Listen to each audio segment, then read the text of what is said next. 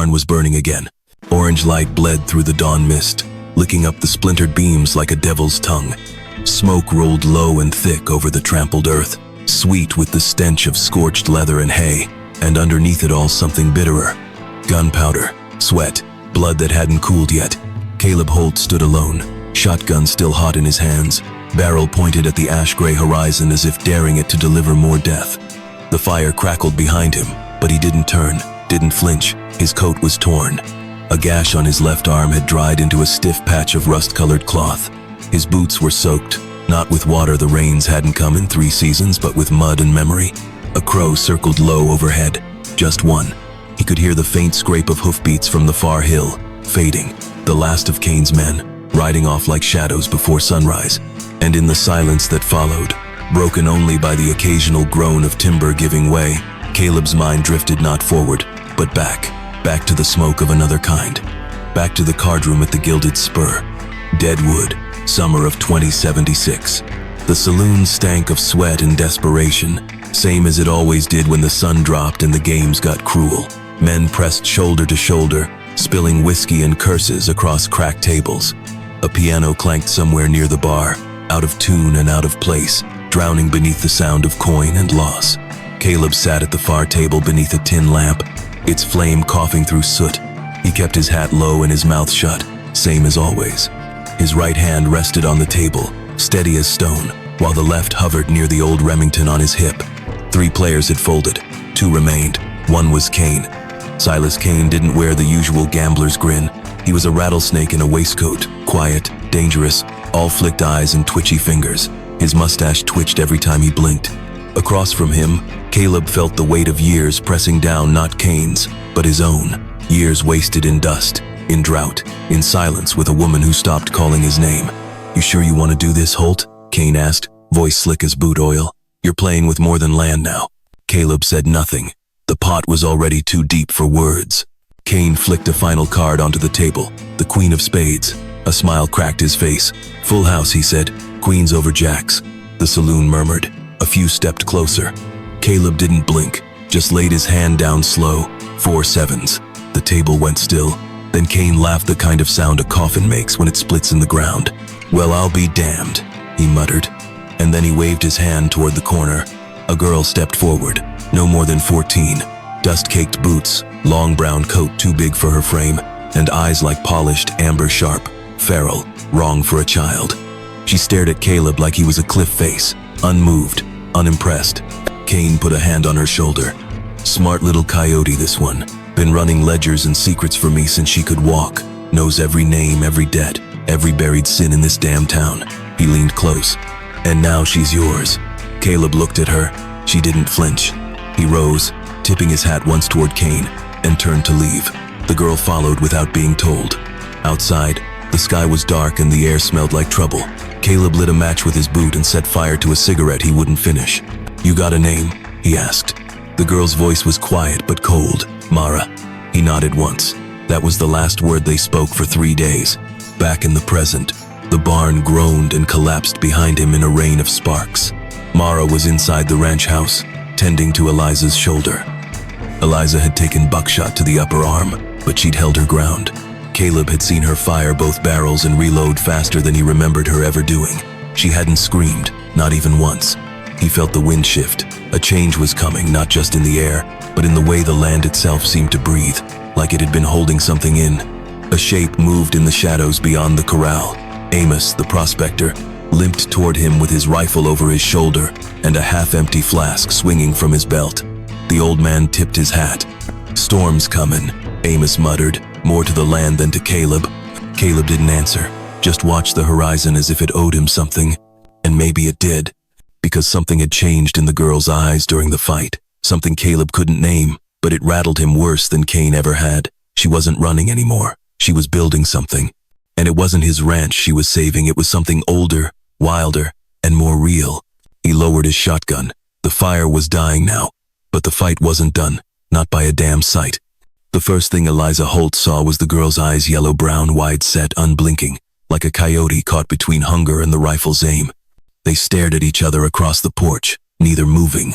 Eliza didn't speak, just wiped her hands on her apron and stepped aside.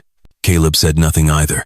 He gave Eliza a nod, not of love or greeting, but of inevitability.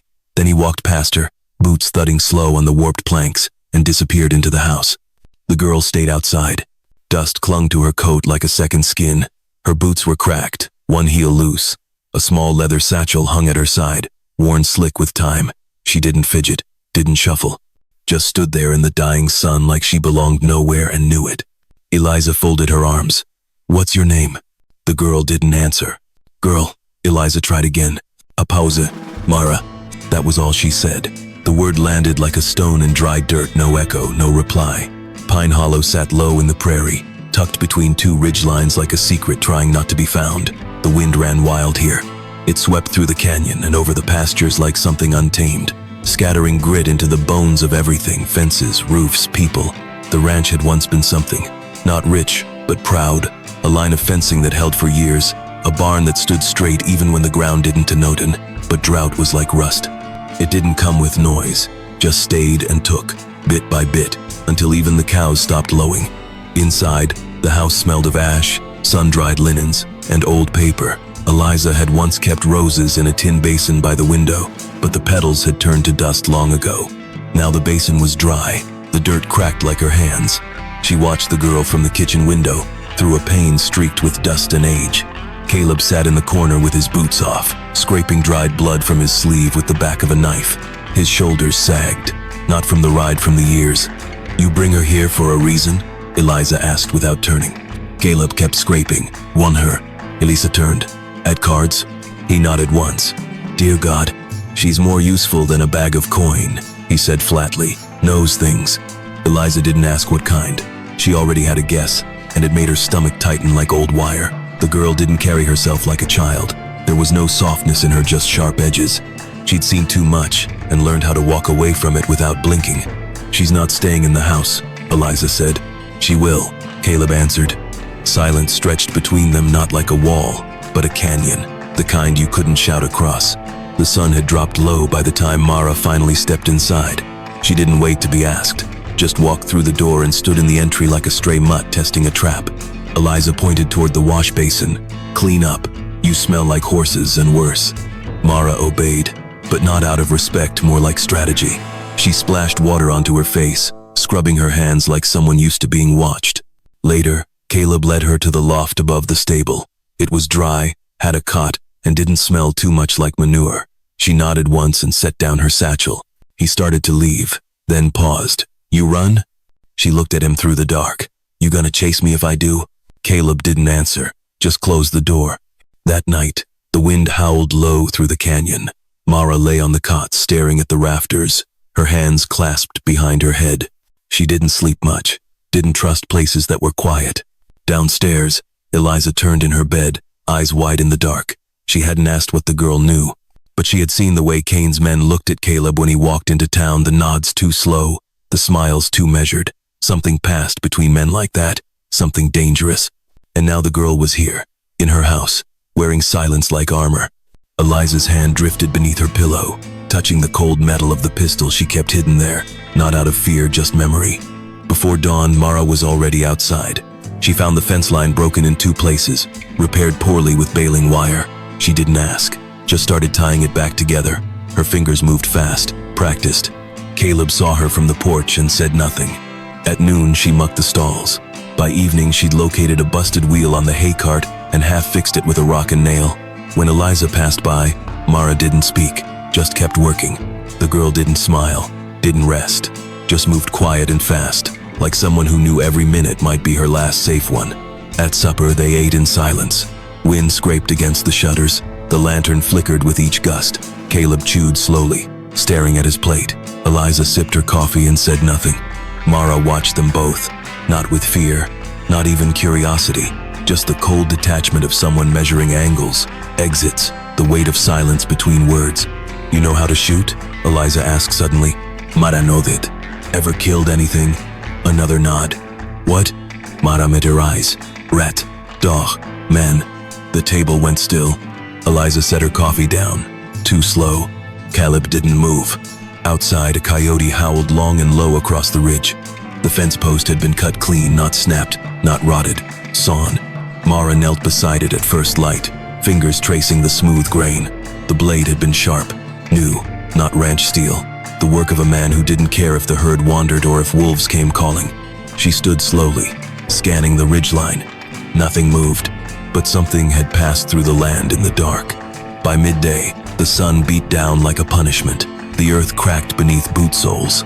Every breath tasted of dust and dried pine. Heat shimmered over the horizon, blurring trees into ghosts. Caleb rode the fence line in silence, Mara walking beside him uninvited, but not unwelcome. "You sleep at all?" he asked without looking. "I don't dream much," she said. He nodded once, slow. They kept moving. Inside the ranch house, Eliza watched them through the warped window pane. The glass distorted Mara's figure just enough to make her look older, taller, like a woman she hadn't raised.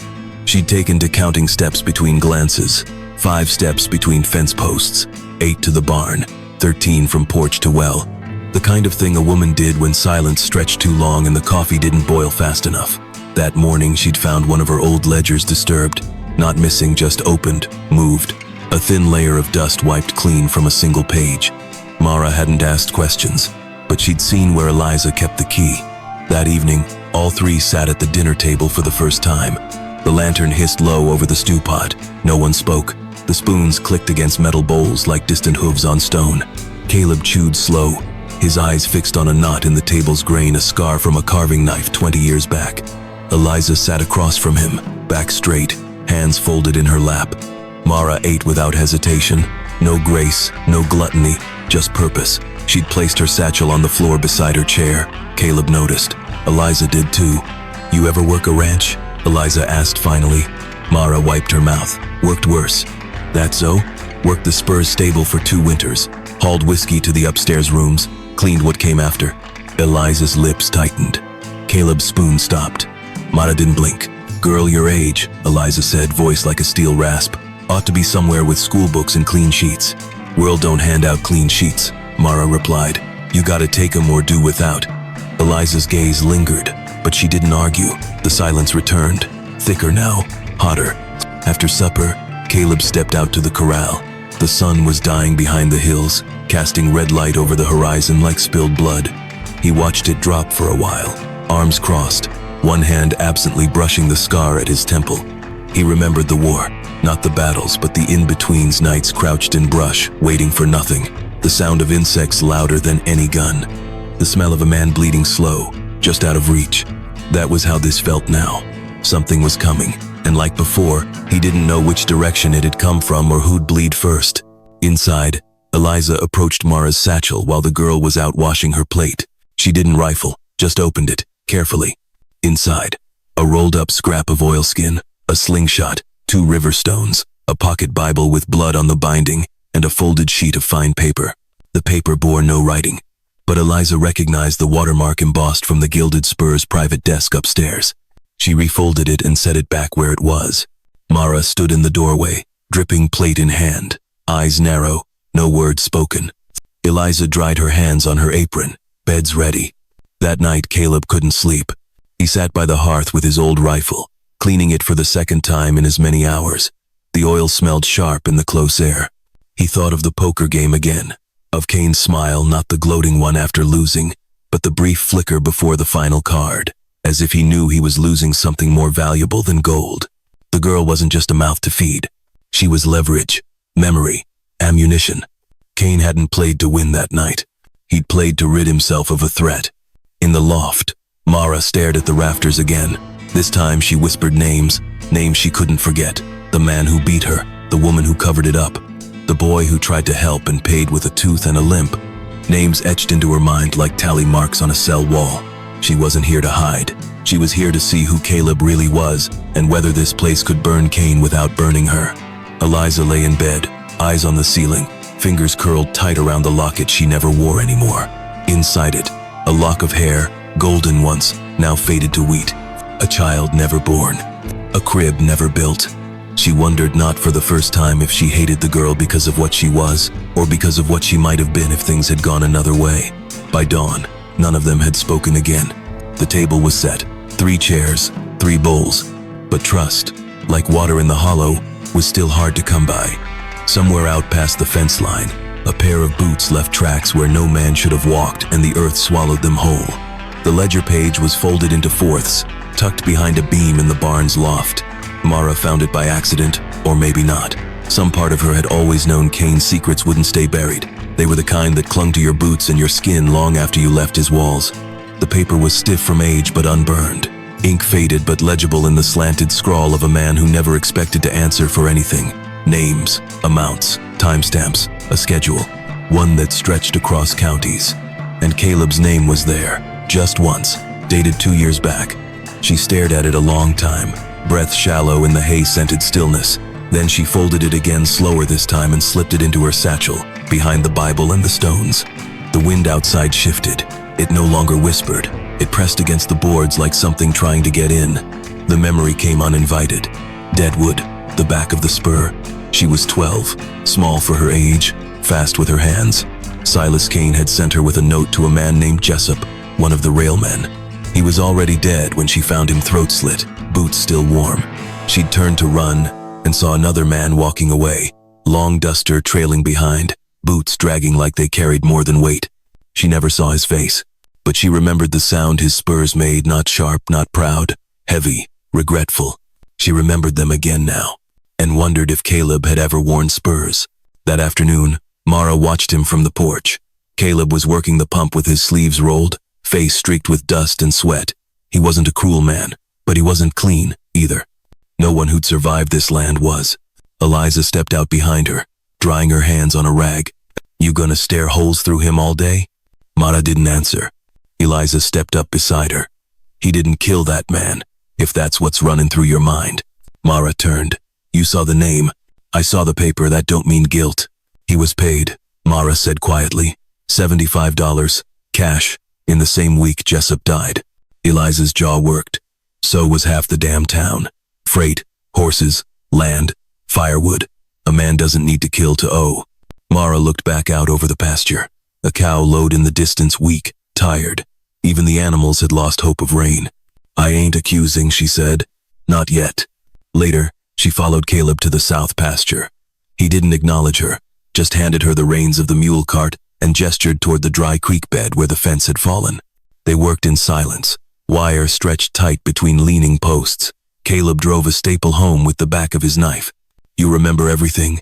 he asked after a while. Mara's eyes narrowed. "Just the things that matter." "What matters changes," he said. She didn't reply. "A dusk, amos arrivet." He came from the canyon trail, his mule covered in burrs, his shirt damp from sweat and whiskey. Caleb met him at the gate. "Something stirring in Deadwood," Amos rasped. "Kane's been sniffing. Sent 2 boys south, one toward Cheyenne, one staying close." "Looking for her?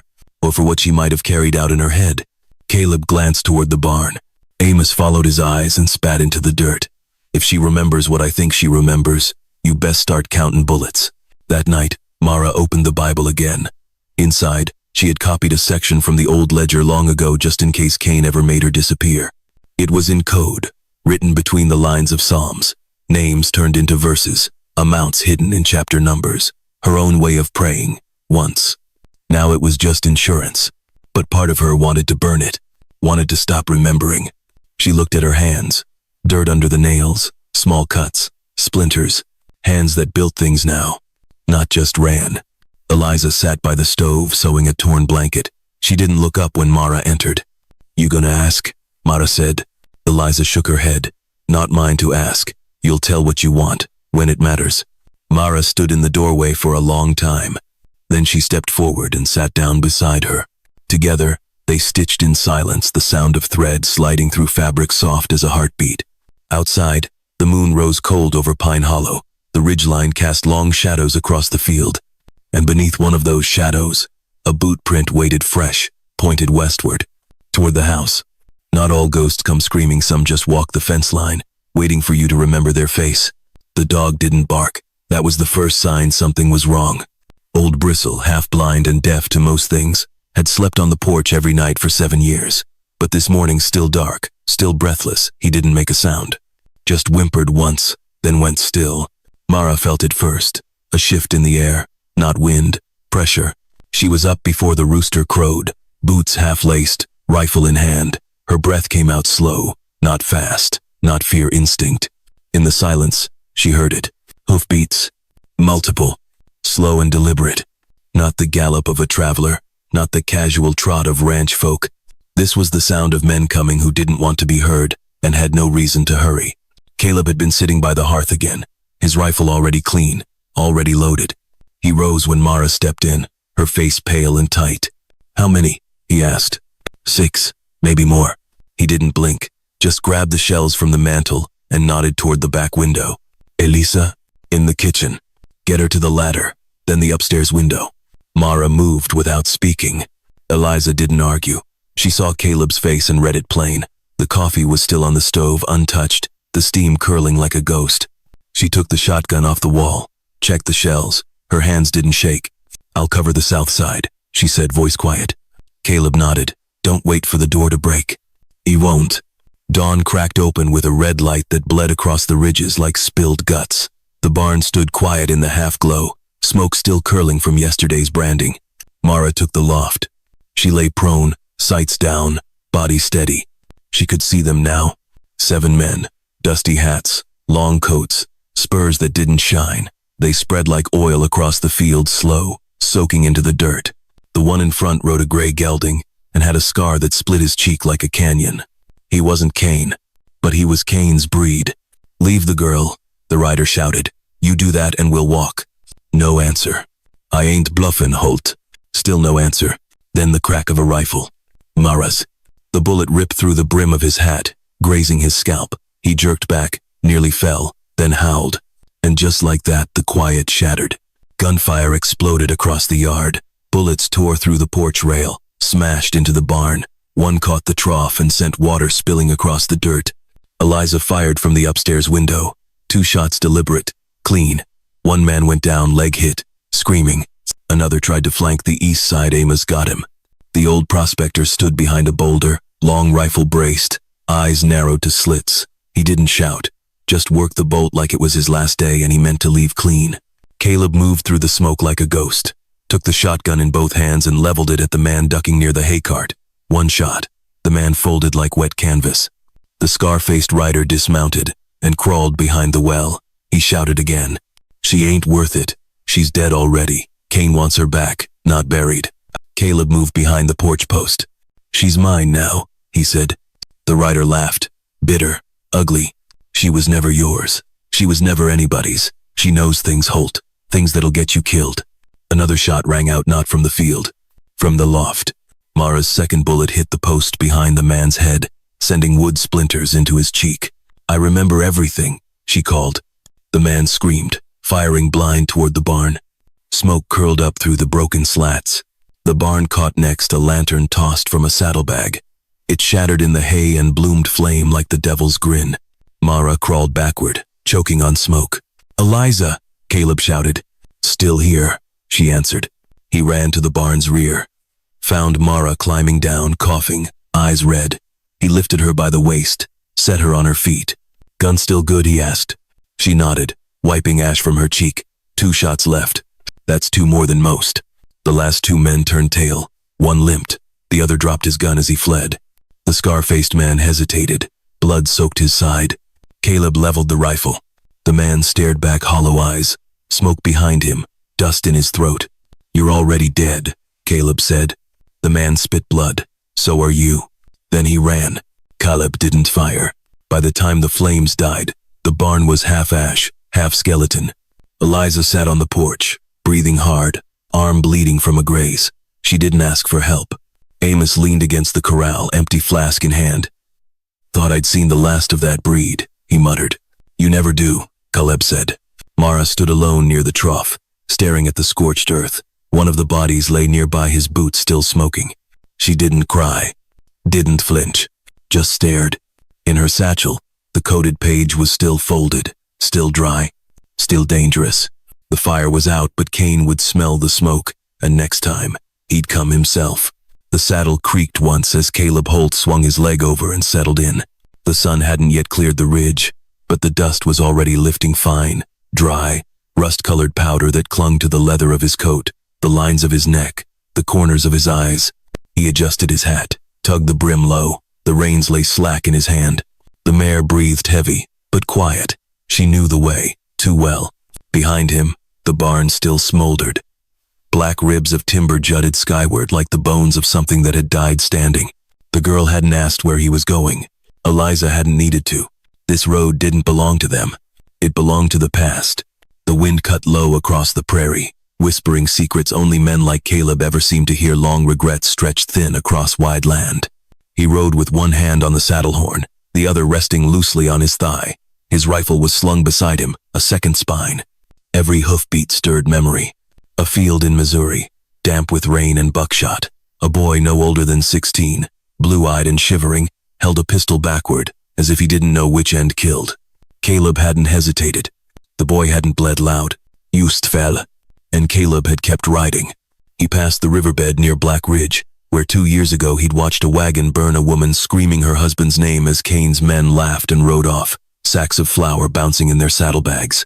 He'd found her later, dazed, her child curled beside her in silence that said too much. He hadn't stayed to help, just left water and a pistol. Clouds gathered as he rode into the pass. Slate gray, low-hanging, too slow to bring rain, but fast enough to blot the sun. The air cooled, shadows thickened. He checked the saddlebag. Inside, the coded Bible, wrapped in oilcloth, the ledger page, a pouch of coin, one slug of whiskey. No letter, no note.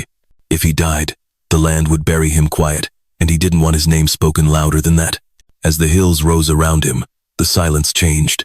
No more birds, no wind, just the sound of hooves on gravel and the occasional groan of leather.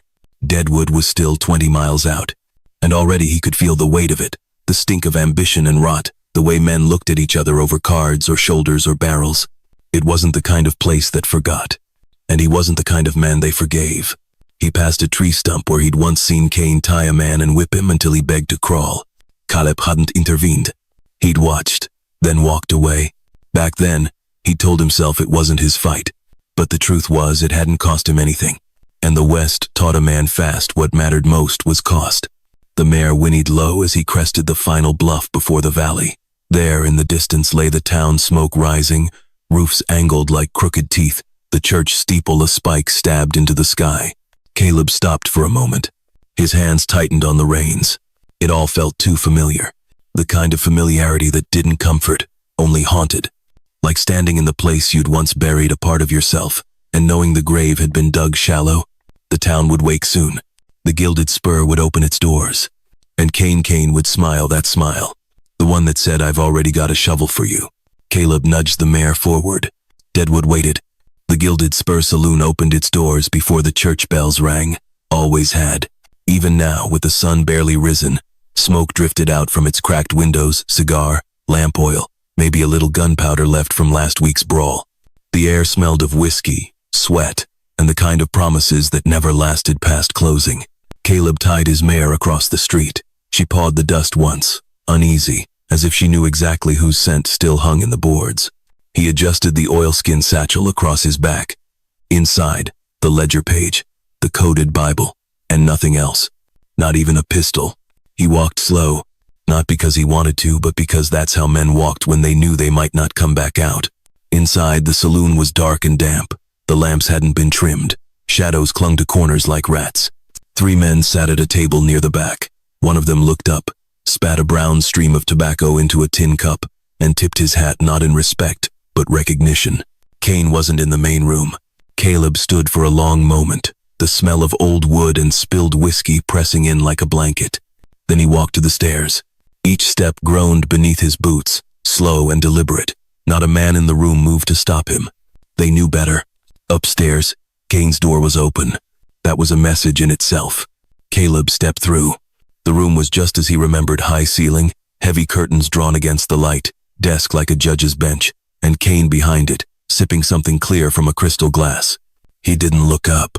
"You should have sent a letter," Kane said. "I'd have made coffee." Caleb said nothing, just walked to the center of the room and dropped the satchel on the desk. It landed with a dull, deliberate weight.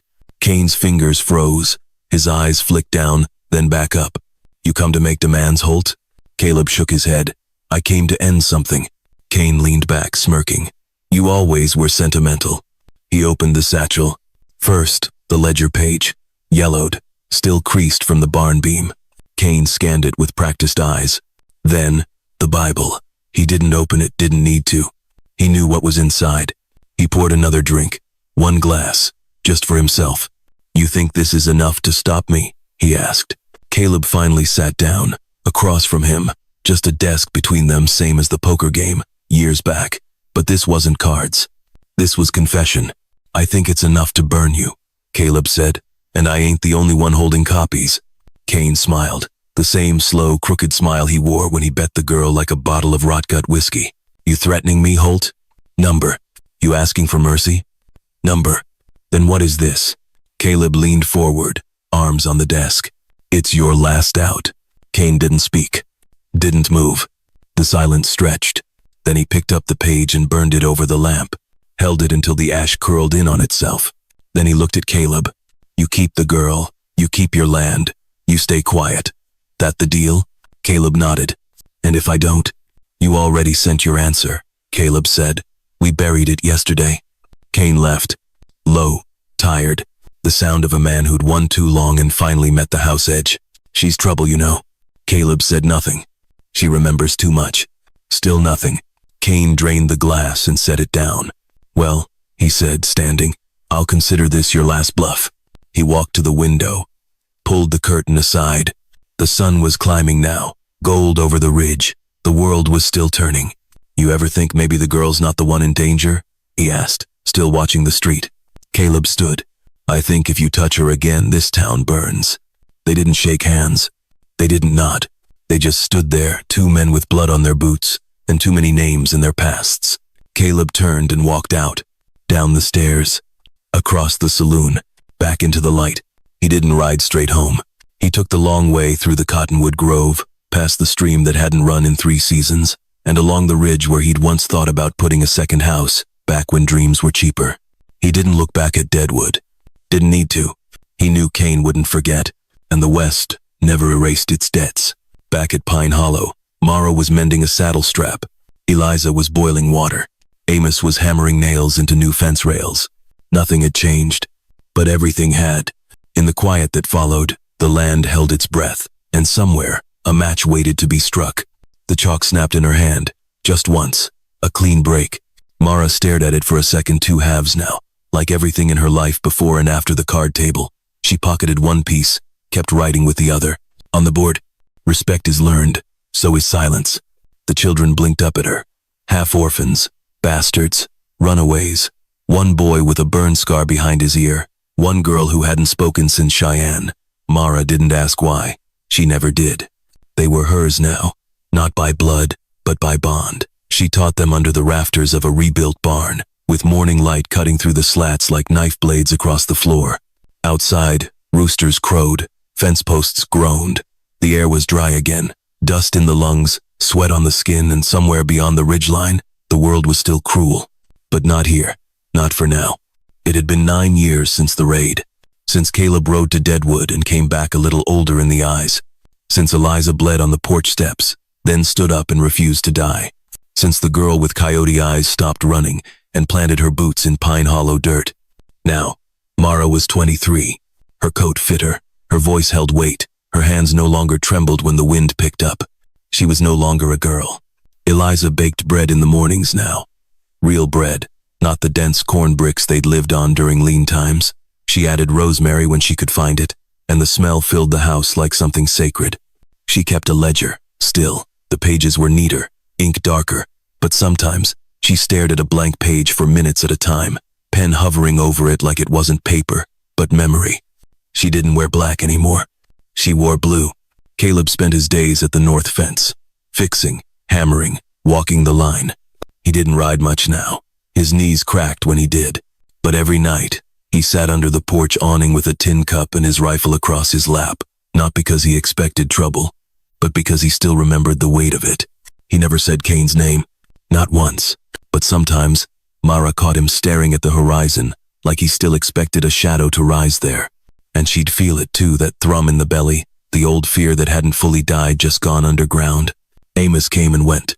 He brought books when he could, always wrapped in canvas and smelling of tobacco. One of them had stories of old kings and wars, and the kids loved when Mara read it aloud, voice low, steady, each name like thunder, each fall like a whisper. "You sound like you were there," one boy once said. "I was," she answered. And maybe she had been. That spring the creek trickled again. Just a little. Caleb said it was nothing, just runoff. But Mara saved a cupful in a glass jar, set it on the windowsill, and watched it catch sunlight, a reminder that even things gone dry could remember how to run. One night, a rider came. Not fast, not loud, just one man, coat dusty, beard untrimmed. He didn't stop at the house, just left a package by the gate and turned back toward the hills. Inside, a ledger. Old, frayed, scorched in one corner, but intact. No noche. Mara stared at it for a long time, fingers pressed to the cracked spine. Then she handed it to Caleb without a word. He didn't open it, just tucked it under his arm and walked inside. Later that week, one of the girls, May, asked if they'd ever build a proper schoolhouse. Mara thought on it, then said, "We already have one." But that night, she sketched floor plans on the back of an old cattle registry, with windows and a bell. She didn't show anyone, not yet. Some things had to be dreamed in silence first. A week passed, then two. The air stayed dry, but the grass came in green. One morning, Mara stood barefoot in the yard, holding a mug of cooled coffee. The light hit her face, soft and gold. She looked older than 23, younger than the West allowed. She glanced east toward the hills, toward Deadwood, and thought she saw movement. Not riders, just dust. But she watched it anyway. Inside, Eliza swept the floor. Caleb fixed a hinge. The children learned their letters. Amos snored on the porch. Nothing happened, but the feeling remained. Sometimes the West went quiet, not in peace, but in warning. It started with a stillness. No breeze, no bird calls, no dogs barking down by the fence line, just a long, aching hush that settled over Pine Hollow like a held breath. Caleb stood beneath the awning, boots planted firm on dry boards. He felt it in his bones, that shift in pressure, that sudden weight in the air, like the land itself was bracing for something it wasn't sure it wanted. He looked toward the sky. Clouds, low and dark and moving slow across the ridgeline. They hadn't seen a storm in a year. But the smell was there now, that thick scent of dust waking up, of iron, of something breaking open beneath the surface. Mara came out with her sleeves rolled and her hair pulled back, dust on her knees from morning chores. She stopped beside him, her hands empty, eyes squinting into the distance. "Could be bluffin'," Caleb said, not really meaning to speak. She didn't answer. Just watched the clouds like they owed her something. Maybe they did. Eliza leaned in the doorway, apron still damp from rinsing flour. She didn't smile. But there was something softer in her jaw, a quietness that hadn't always been there. Behind her, the children were reading aloud in staggered voices, vowels stretched wide, consonants dropped like pebbles in a stream. One of them laughed. That laugh floated out onto the porch and didn't feel strange. Not anymore. By noon, the light was gone. Not from nightfall, but from weight. The kind of cloud that pressed down on your shoulders, made your boots feel heavier in the dirt. Amos sat by the well, hat pulled over his face, pipe dangling from cracked lips. "Storm's late," he muttered, not looking up. Caleb said nothing. That afternoon, Mara walked the fence line alone, not to mend it, just to walk it. She passed the old tree stump where they'd buried Bristle, past the place where the barn used to stand, past the spot where, years ago, she'd seen the boot print that hadn't belonged. She stopped at the rise above the south field, looked back. The house stood like it always had, wood faded, roof patched, porch rails worn slick by wind and years. Smoke curled steady from the chimney. One of the younger girls was chasing chickens barefoot in the yard. Amos had dozed off again. Everything looked still, but she felt it, like a rope pulled taut inside her. Something waiting. Inside the house, Caleb ran his thumb across the edge of a tin box beneath the floorboards. Inside it, one Remington revolver, oiled, unused since the night of the raid. He didn't take it out, but he didn't put the box back either. Mara returned just before dusk. The first drop hit the porch roof like a bullet, then another, then a pause long enough to doubt it. Then the sky opened. Rain. Real rain. Cold, heavy, relentless. It hit the dust like judgment. Children screamed with laughter, running barefoot into the yard, arms raised to the sky. Eliza stood at the threshold and let it soak through her sleeves. She didn't scold, didn't warn. She just stepped out into it and smiled. Mara stood alone by the paddock, her hair matted to her neck, her boots sinking in the softening earth. She tilted her face upward and closed her eyes. It didn't feel like forgiveness, but it felt like something close. Caleb stayed on the porch, hat low, water pooling around his boots. He watched at all the kids, the woman he'd nearly lost, the girl who had once been a bet. Now a name spoken in respect. Now a story that the land itself seemed to carry. He exhaled, long, slow, like it was the first breath he'd taken in years. Later that night, the fire cracked low in the hearth. The children were asleep, bodies sprawled on floor mats, arms and legs tangled in peace. Eliza hummed an old hymn she hadn't sung in over a decade. Mara sat by the window, a journal in her lap, writing by lamplight. Outside the rain slowed, but didn't stop. In the distance beyond the hollow, past the tree line, a rider waited beneath a slick of pine, unmoving, watching. The storm washed his tracks as fast as he made them, but he wasn't in a hurry. Not yet.